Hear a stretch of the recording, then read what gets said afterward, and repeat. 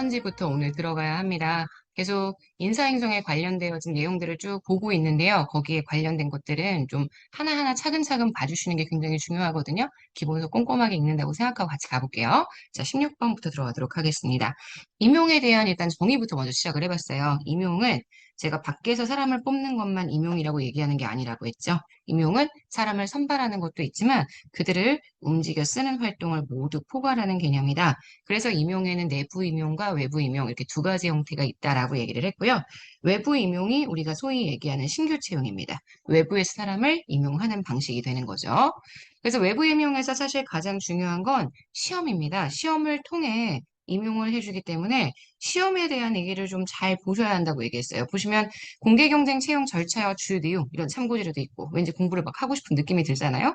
근데 이런 거는 실제 문제에서 많이 출제가 되는 내용들은 아니어서 눈으로 한번 가볍게 읽고 가시면 되고 경력 경쟁 채용도요. 뭐 그렇게 문제에서 많이 나오지는 않습니다. 하지만 임용 결격 사유 같은 거는 최근 7급 문제에서 많이 물어봤었기 때문에 물어본 적이 있었기 때문에 요거는 한번 눈여겨서 좀 봐주시고요. 그 다음 페이지 가시면 임용 시험에 대한 얘기가 딱 나와 있죠. 시험은 사람을 선발하는 거고요. 그 시험의 굉장히 중요한 요소 중에 하나가 바로 타당성 요인입니다. 우리가 앞에서 정책평가의 타당성 했었잖아요. 그 정책평가 타당성과는 내용이 좀 다릅니다. 물론 타당성이라는 말 자체의 의미는 동일합니다. 타당성이라는 거는 측정하려고 하는 걸 정확하게 측정하고 있느냐 요건데 시험이 요구하는 건 이 사람이 정말 공무원으로서의 능력을 갖고 있느냐 이걸 측정하는 게 타당성이기 때문에 시험이 어떤 타당성을 지금 측정하려고 하는지를 봐주셔야 합니다. 맨 처음 나오는 타당성이 기준 타당성이죠. 기준 타당성은 내가 지금 시험을 봤어요. 그 시험이 실제 공무원의 근무 실적과 연결되는지를 보는 타당성이기 때문에 시험 성적이 다른 실적 기준과 얼마나 부합하느냐 경험적 차원에서 보게 되는 타당성이라고 설명을 하고 있죠. 그래서 채용 시험의 성적, 채용 시험의 성적과 일정 기간이 지나고 난 다음에 나타나게 되는 근무 성적을 측정해서 양자의 상관관계를 확인해보는 타당성이라고 얘기할 수 있습니다. 예측적 타당성과 동시적 타당성 두 가지로 나뉘어지게 되죠. 타당성에서는 그것만 있는 게 아니라 내용 타당도도 있고요. 그 다음 구성 타당도도 있습니다. 두 개의 내용도 같이 좀 기억을 해주시고요. 그 다음 신뢰도 아시겠지만 신뢰도는 측정 도구의 일관성입니다. 측정하는 도구로서 시험이 얼마나 일관성을 갖고 있느냐, 측정 도구의 일관성, 요게 신뢰성에 대한 내용이다. 이렇게 정리를 해줄 수가 있습니다. 자, 그래서 여기 나와 있는 내용 두 가지를 통해서 우리가 임용 시험에 관련된 내용들을 쭉 봤고요. 그 다음 내부적인 임용에 대한 내용으로 들어갑니다. 내부적인 임용에는 일단 수평적 이동, 여긴 다 수평 이동에 관련된 내용이고요. 수직 이동, 위로 올라가는 거, 밑으로 내려가는 거, 이런 얘기들 들어가 있죠. 그래서 제가 승급에 대한 내용을 한번 물어봤었어요. 직책의 변동이 없습니다. 그래서 엄밀하게는 얘는 이동이 아니에요. 수직 이동이 아닌데 워낙 승진과 구분해 주셔야 되기 때문에 여기는 이동이 아닌데도 불구하고 제가 딱 써놨죠. 수직적 이동이 아닌데도 불구하고 일단 수직적 이동의 범주에 분류를 해놨습니다. 직책의 변동이 없습니다. 같은 계급이나 등급이라는 개념을 쓰죠. 등급 내에서 연봉을 산정하기 위한 호봉이 높아지는 것, 우리가 이것을 현재 승급이라고 이야기를 해주게 됩니다. 그래서 지금 보시는 빈칸은 여기에 쳐져 있습니다. 그죠? 자, 그 다음 선지 들어갈까요? 그 다음 선지는 여러 가지 이제 임용에 관련된 내용들 들어가 있죠. 그래서 여기 지금 보시면 휴직이나 복직에 대한 내용들도 들어가 있고요. 직위 해제, 대기 명령. 직위 해제 같은 경우는 지난번 지방직 문제에서 이 내용에 관련된 선택이 출제가 됐었기 때문에 좀 잘 알고 계셔야 합니다. 직위 해제의 사유가 발생을 했다. 신분은 유지를 합니다. 내가 공무원으로서의 신분은 그대로 가지고 있는데 내가 담당하고 있던 직위에서 해제가 되죠. 징계보다는 절차가 간편하기 때문에 징계를 대신하는 수단으로 쓰이지만 직위 해제나 직권 면직은 아시겠지만 여기는 징계는 아니라는 점을 기억을 해주셔야 합니다. 자, 그 다음 우리 퇴직에 대한 이야기 한번 해보도록 할까요? 퇴직은 종류 구분하시는 게 너무 중요합니다. 퇴직 종류를 잘 구분을 못하셔서 헷갈리시는 경우들이 있는데 일단 강제퇴직과 임의퇴직 있죠. 우리가 소위 얘기하는 강제퇴직에는 일단 징계나 당연퇴직 있죠. 그리고 직권면직 있습니다. 징계나 당연퇴직이나 직권면직, 그 다음 권고사직까지 있어요. 사실 직권면직이 너무 중요해서 당연퇴직과 직권면직 이렇게 두 가지를 구분을 했습니다. 징계로 그만둘 수도 있고요. 법정 사유가 생겨서 그냥 공무원 임용 결격 사유가 생기니까 당연히 공무원이 안 되는 경우가 있고 직권 면직의 경우가 있다. 이렇게 세 가지의 경우를 구분해서 정리를 해주셔야 합니다. 물론 권고사직도요. 우리 서울시 기출문제에서는 현재 강제퇴직의 사유이다. 이렇게 이야기했었던 걸 설명했었던 걸 기억해 주셔야 합니다. 자, 그래서 이런 얘기들을 쭉 하고요. 그 다음 신분보장이나 징계에 대한 이야기들이 쭉 나와 있습니다. 국가공무원법상의 법적 징계에는 다 해서 딱 6가지만 해당을 하죠. 그래서 그 6가지의 내용들을 제가 빈칸으로 물어봤습니다. 견책, 감복, 정직, 강등, 해임, 파면 이렇게 6가지의 종류가 있다라는 건 다들 알고 계시는 내용일 거예요. 자, 그 다음 우리 징계에 대한 얘기는 했고요. 그 다음 징계나 공무원의 직무상의 불이익에 관련되어서 소청심사 제기할 수 있다라고 얘기를 했습니다. 여기서부터가 소청심사의 내용이죠. 그래서 소청심사의 대상 뭐 이런 것도 되게 중요하고요. 제가 강조했던 건 소청심사에서 오히려 심사의 제외 대상 사항에 대한 이야기들을 좀 열심히 봤습니다. 보이시죠? 승진 탈락이나 혹은 근무 성적 평정의 결과, 권고나 요청 같은 것들은 법적인 구속력이 없기 때문에 이런 것들은 소청 심사의 대상이 될 수 없다라고 이야기했던 거 기억하실 거고요. 그래서 빈칸은 여기다가 한번 잡았습니다. 소청 심사의 대상이 아니다. 자, 그 다음 고충심사에 관련된 내용도 봤어요. 고충심사가 훨씬 더 소청심사보다는 더 자유롭게 이용할 수 있는 제도라고 얘기를 했죠. 소청심사와 더불어 공무원의 권리와 신분을 높이는 제도. 공무원 누구나 인사나 조직이나 처우, 각종 직무 조건과 신상 문제에 대한 인사 상담, 고충심사 여기 밑에 있어요. 그죠?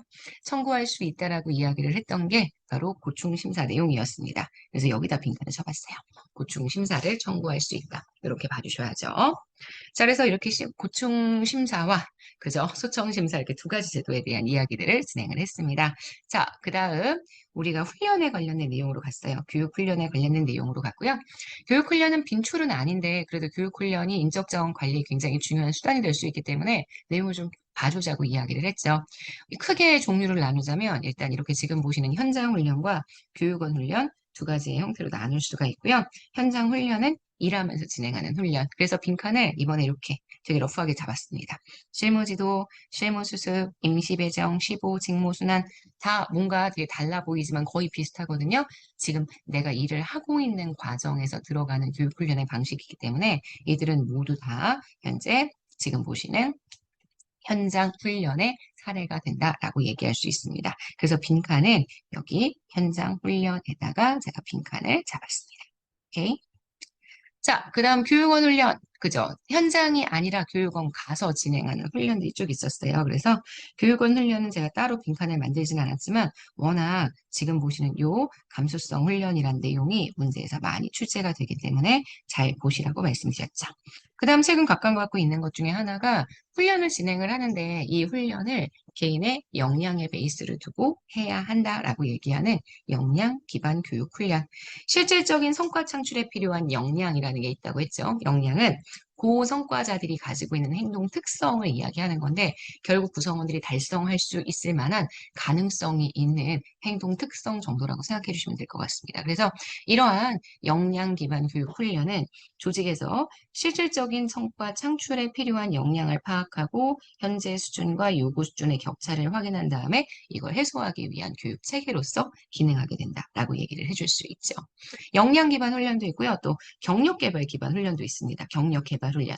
경력 개발, 개인의 경력력 후 조직의 목표를 조화시켜서 이루어지게 되는 장기적이고 계획적인 인사 관리 활동. 그래서 경력 개발에다 아예 빈칸을 쳤고요. 계획적인 인사 관리라는 표현에다가 제가 빈칸을 또 쳤다라는 걸 보실 수 있습니다. 여기까지 보시면 교육 훈련에 대한 내용들은 다 정리를 했고요. 그 다음 페이지 쭉 들어가시면 이제 성과 관리에 관련된 내용들이 있죠. 제가 성과 관리까지 오늘 복습 분량으로 좀 잡아봤습니다. 성과 관리를 하기 위한 방법들은 굉장히 여러 가지가 있죠. 그중에 도표식 평정 척도법이 가장 기본적이고 일반적인 방법이라고 이야기했습니다. 대표적인 평정 방법이고요.